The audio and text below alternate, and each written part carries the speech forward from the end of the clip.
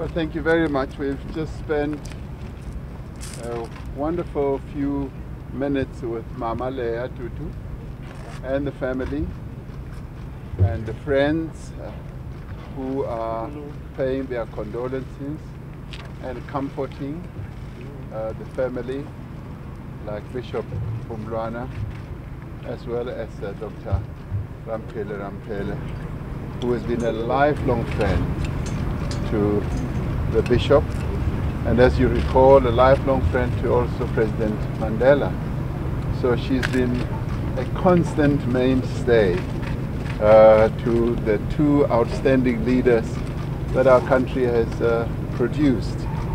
This is a sad moment, but it is also a moment of celebration. Celebrating a life well led and a life that is so gigantic, which straddles many epochs in the life of our country, where the Archbishop led many of our people, millions of our people, in a struggle against apartheid. And when apartheid was defeated, also led the process of reconciliation.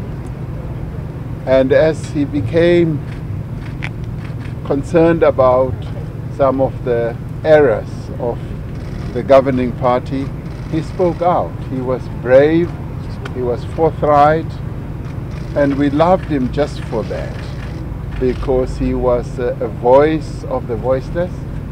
He was the one person who campaigned for justice, for people living with HIV, for the LGBTQI plus community, and for the dejected and the oppressed people, not only in our country.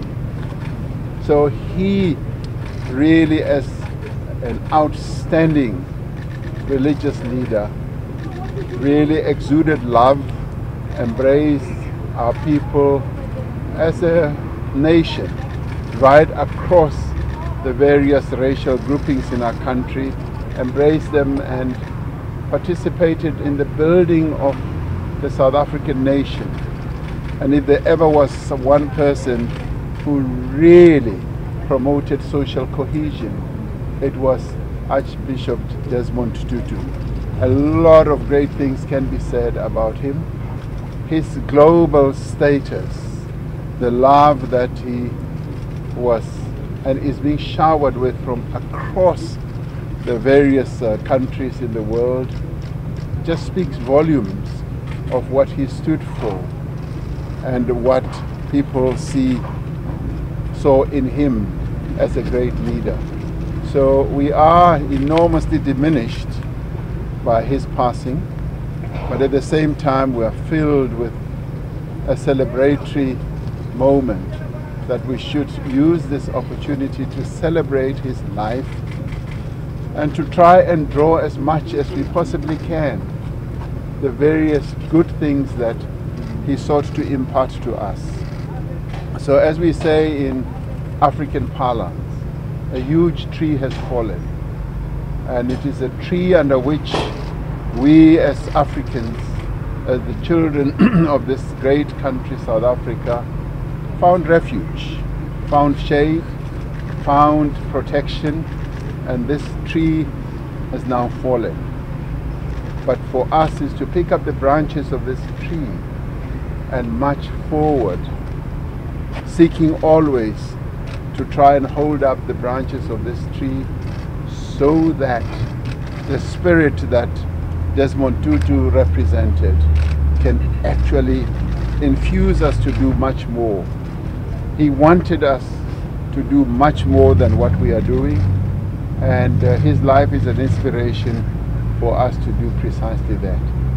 So we look forward to putting him to rest on the 1st, and I will be there, and the government will follow the lead of the church in all this, and we are humbled to be given this opportunity to participate in honoring this great man, even as a government. Thank you very much. Mr. President, can you confirm international leaders are coming to the We don't know yet. We don't know, and we will see as that unfolds. So it's best to leave it there for now. As you well know, international flights are being cancelled left, right and center.